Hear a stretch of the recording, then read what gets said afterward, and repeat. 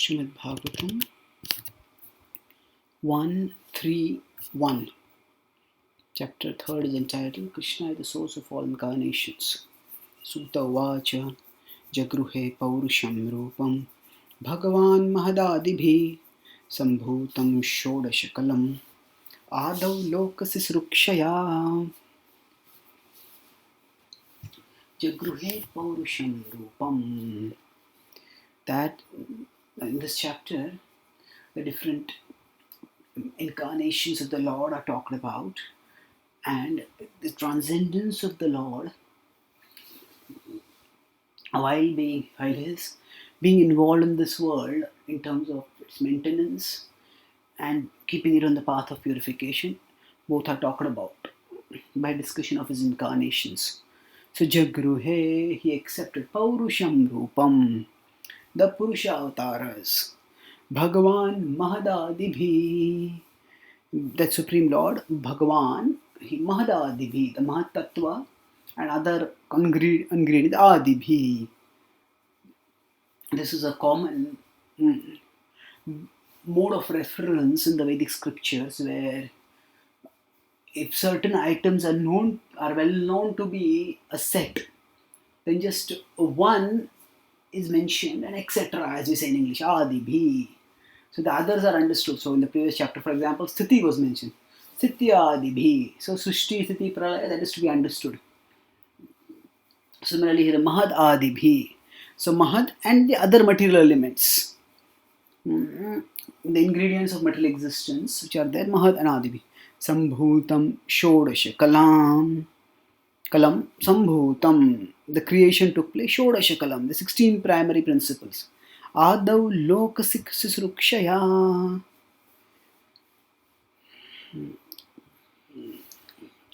For the purpose of creating the lokas. So it is said over here that in the beginning, the Lord accepted as the Purusha Rupa. He manifested himself as the first Purusha avatar, and then he manifested all the ingredients for material existence.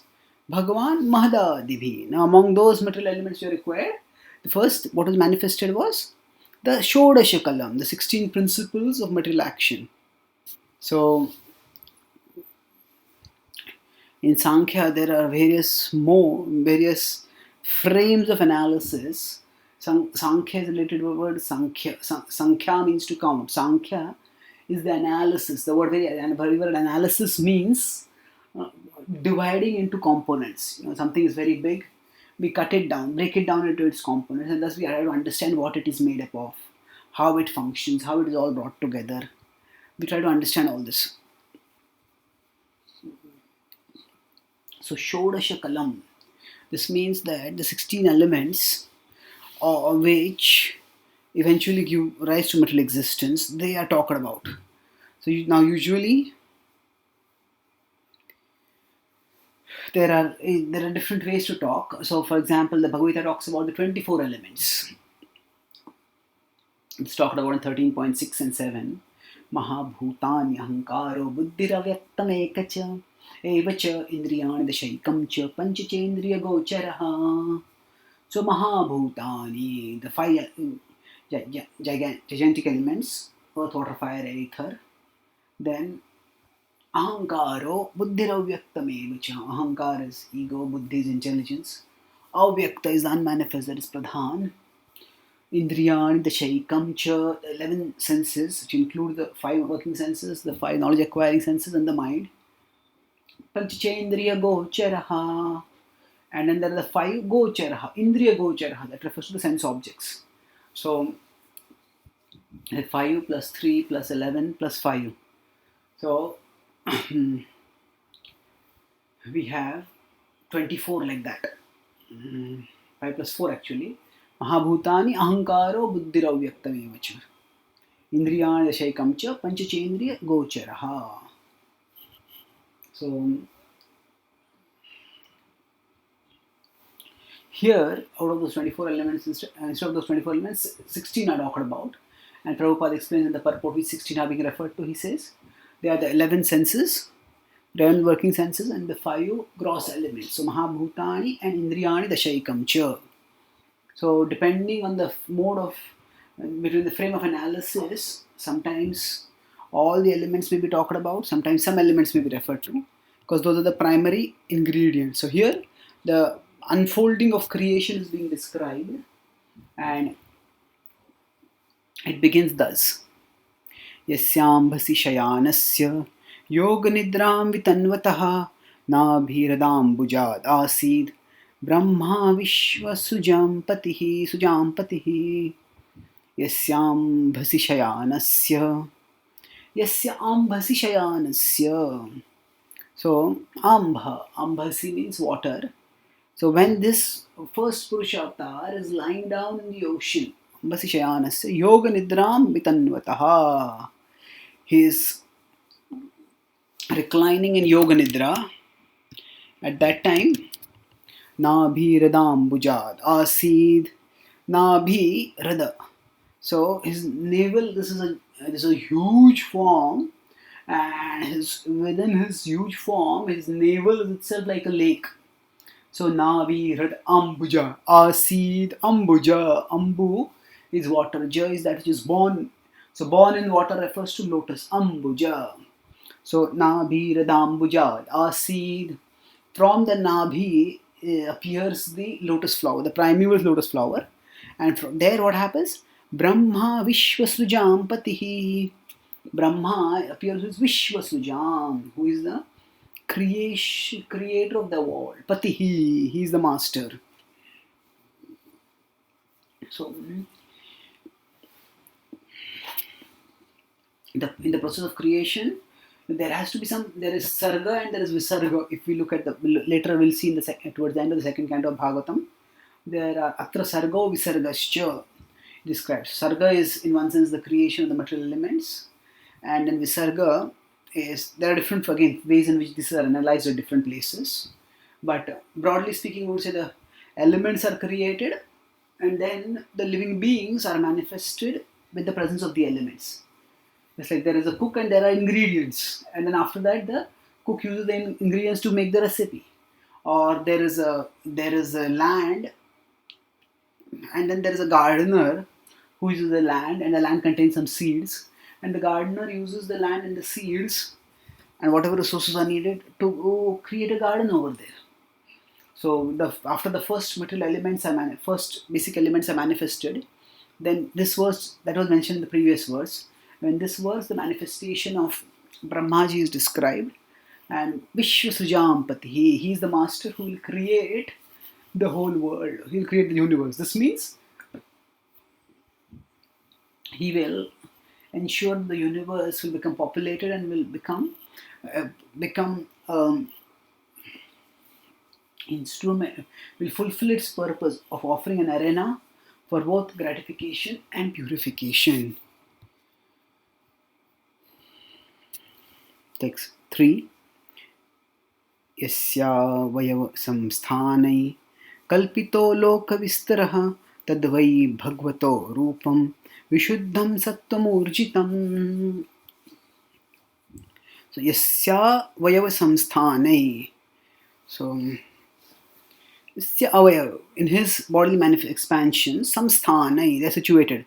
Kalpito loka vistaraha. Kalpito, it is kalpana means imagination. So it is imagined, it is conceived. Loka vistaro.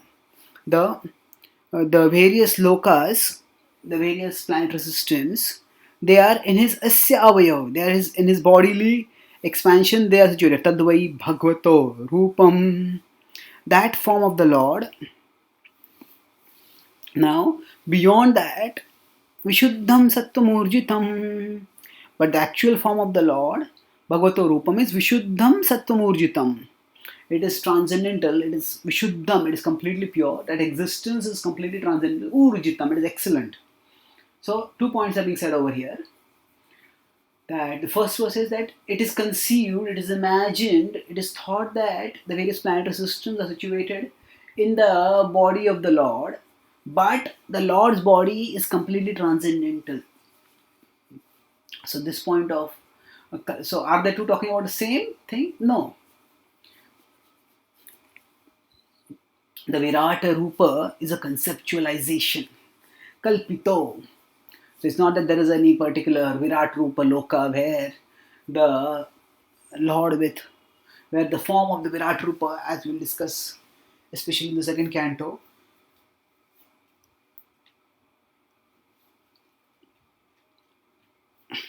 that the sun and the moon are the eyes, or the lower planetary systems are the thighs and the knees and the ankles and the calves and the feet, like that.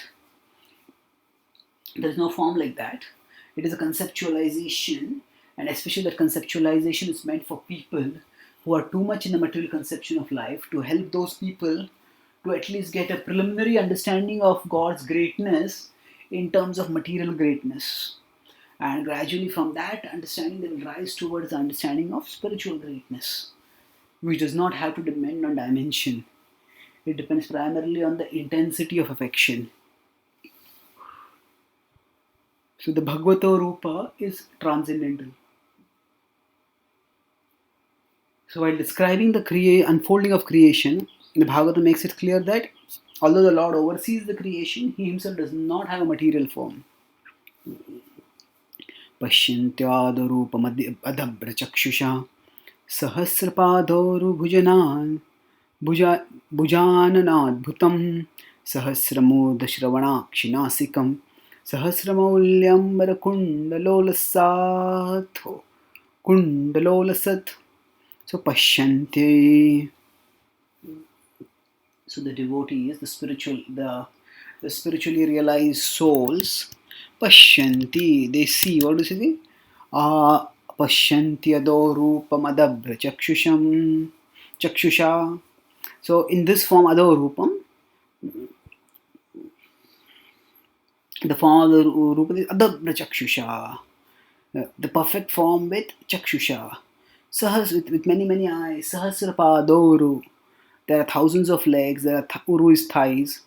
Bhuja anana is hands and face. Adbhutam, it's all wonderful. Sahasramudha shravanakshinnasikam, then there are thousands of faces and ears and nose and eyes. Sahasramaulya, then there is so many garlands, thousands of garlands, and there are dresses and kundalolasad and their earrings are all glowing. So here the magnificent form of the Supreme is talked about. So now the Lord manifests in various ways, and in this verse the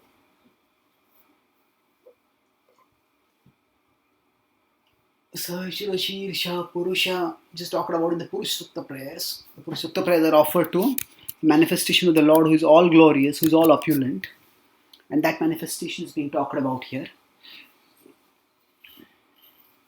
So now, which particular manifestation is referring to? If we consider in the sequence of the manifestation of the creation, there is Mahavishnu, there is Garbhodakshaya Vishnu, and there is Shirodakshaya Vishnu. So the Bhagavatam here is not giving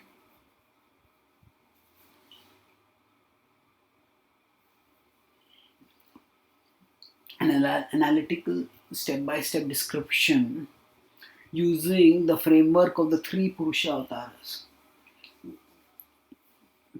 Scripture in different places, and the acharyas also in different places, may use different schema for analysis. And for example, we may see that Bhaktivinoda Thakur in Chaitanya Shikshamrita talks about the 4 levels at which people approach God. Now, fear, desire, duty, and love. And in contrast, Krishna talks about the 4 motives with which people approach God: the distressed, the desire of wealth, the inquisitive, and the knowledgeable. So now these are 2 different schemas of reference.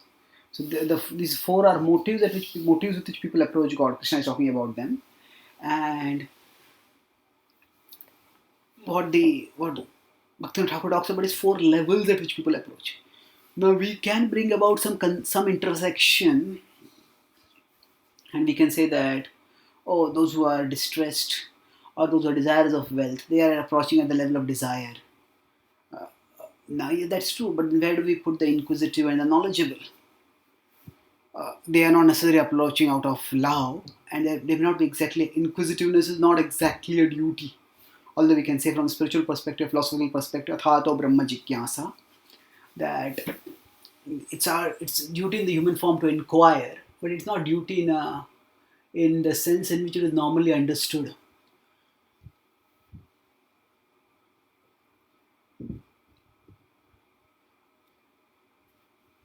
So we all need to recognize that there are different schema, and trying to specifically pinpoint which particular form is being referred to in which verse. We can do that based on the guidance of the acharyas, but we need to understand the underlying principles.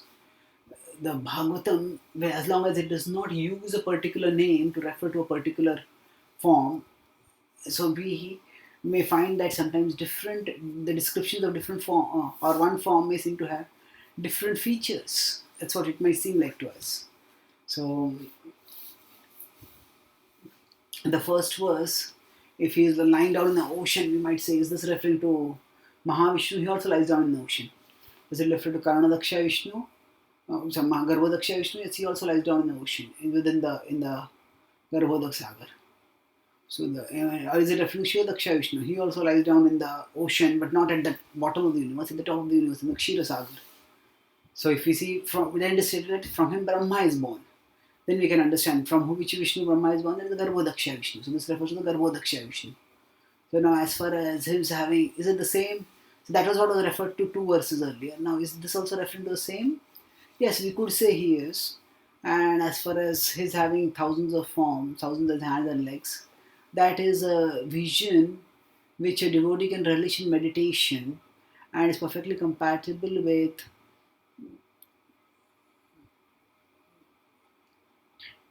the Lord's omnipotence in being able to manifest anything and everything.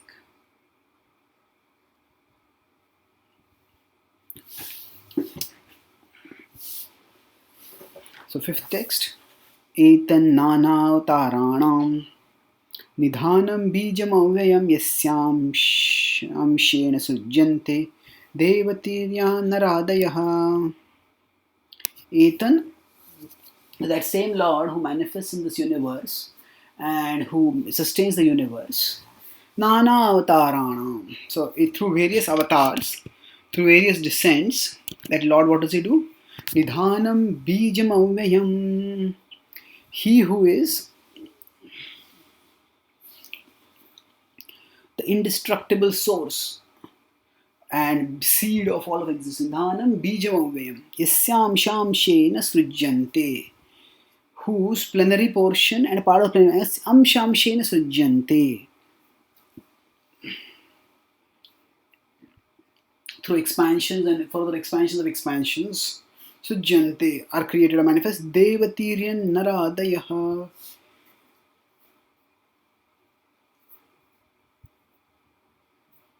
Devatiryan naradayaha. So devatas, animals and humans, all of them. Adaya means others also. So that means all living beings are manifest through him. This verse is talking about 2 things now. First is that this Purusha, this Purusha with Sahasra Shirsha, from him, Prabhupada identifies this as the second manifestation of the Purusha. So in particular visions, the Garbhodaksha Vishnu may also reveal many, many heads and many, many legs. So from this manifestation, firstly, there are the avatars that come. And secondly, there are the various living beings that are manifested. So here the principle is the point here is not a technical analysis of precise sequence of manifestations. Where the point is the principle that the Lord is the source of everything. We could say that yes, from Garbhodaksha Vishnu, there is Shivadaksha Vishnu, and the avatars come from Shivadaksha Vishnu, and even the living beings come from Shivadaksha Vishnu. Yes, that would be true at one level, no doubt. But the important thing is That even Shirodaksha Vishnu comes from Garbhodaksha Vishnu, and therefore we could very well say that it's the Garbhodaksha Vishnu which is the source. And because we are talking about the frame of one universe right now, we talked about how Brahma, the creator of the universe, is created here. So in that sense, things are moving onwards with the frame of one universe, and how the emanations happen within that universe. So therefore, we could say that this refers to Garbhodakshaya Vishnu.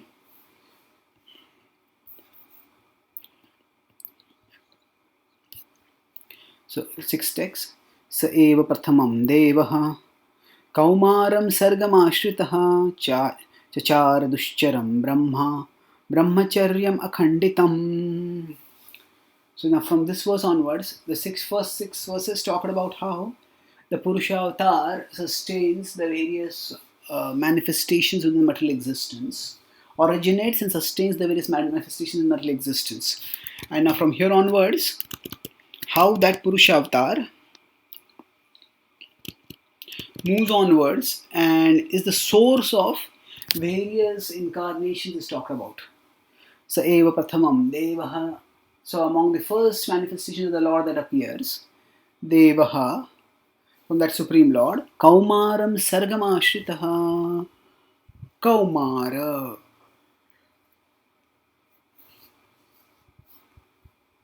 The word Kumara can be both a common noun and a proper noun.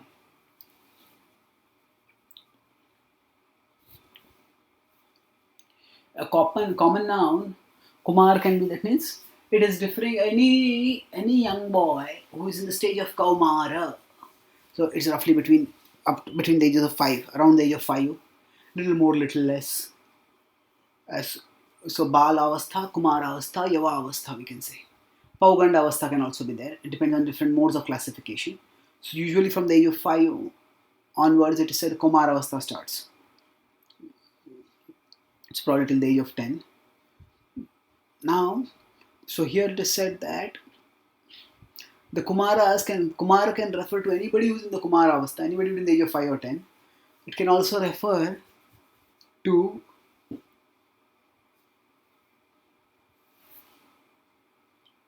specific people who are known as Kumaras, and these people are the 4 Kumaras.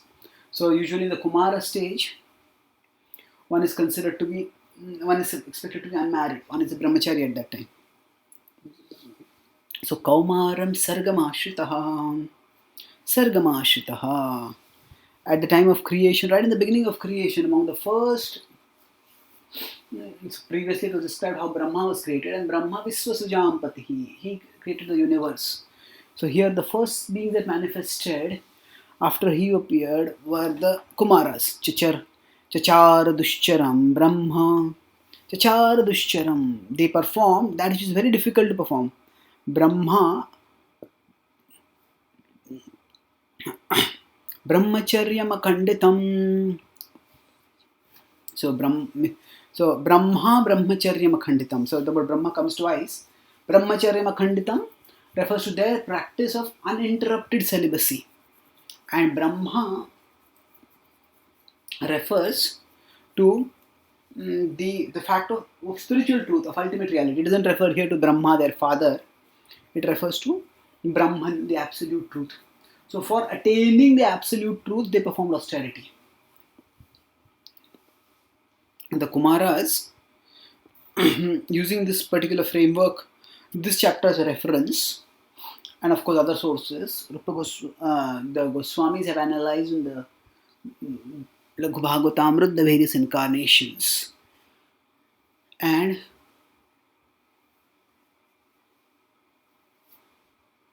they are considered to be the first incarnations of the Supreme. Now, in a broad sense, this first, second, third is not necessarily in an absolutely linear sense. It is in the sense that within one day of Brahma, depending on the rough timing when these particular people appear, they can be called as first, second, third, fourth. At the same time, we need to understand these avataras keep appearing. And within the Bhagavatam, Sometimes one avatar may be described earlier, a later avatar may be described earlier, and an earlier avatar may be described later. And the reason for this may well be that the Bhagavatam is not restricted to one kalpa. So, although the point is that all the Bhagavatam uses first, second, third, fourth, fifth, this is not necessary in any sense. The sequence is not indicative of primacy. It is not the first is the most important or the last is the most important. It is just indicating in a rough chronological sense within a day of Brahma, with that manifestation, how the avataras appear. And this is a broad listing that is given. So the point is not a chronologically or any other way systematically linear analysis. The point is a number of examples are given to broadly illustrate the principle that the Lord appears time and time again to reclaim the living beings who are lost in material existence. So, seventh text. Dvitiyam tu bhavaya bhavayasyasya rasatalgatam mahim udharishyan upadatta yagyeshah saukaram vapuhu. Dvitiyam, second is Saukaram Vapuhu. Saukaram Vapuhu refers to the boar incarnation. Prabhupada calls him the Lord Boar. So normally boar, if somebody say you're a boar, I'm a pig, you consider it a big offense. So nobody would consider juxtaposing the two words Lord and boar together. But it's done over here to illustrate the point that, to convey that even when the Lord appears in a form which might not all seem very attractive or respectable, but still the Lord remains supremely attractive and supremely respectable. Saukaram Vapuhu, he takes on the form of a boar. Tu bhavayasya. So bhavaya asya. Bhavaya means for the welfare of. Asya means of this earth. The rasatalgatam mahim. When the earth had rasatalgatam, had fallen down to the level of rasatal, udharishyan upadatta. Udharishyan, he lifted it up, upadatta, and established it in its proper position. Yagyeshaha, he is the Isha of Yajnas. Saukaram Vapuhu, who had manifested in a Saukara form. So this story will be further illustrated in later parts of the Bhagavatam. Essentially, when the earth had become, earth's balance had got destabilized because of Hiranyaksh exploiting too much gold from it, then the earth fell from its present situation down to a lower position, and that lower position to which the earth fell is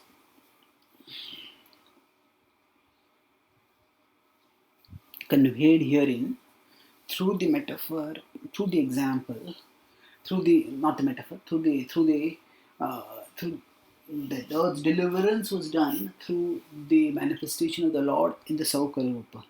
This is a pig may dig underground for something to eat or may search some thing by burrowing underground. So the Lord manifested in the boar form to go underwater. And the earth has fallen to the rasatal level. He actually, the Lord, which earth had fallen down, he picked it up. Udharishan, he delivered it.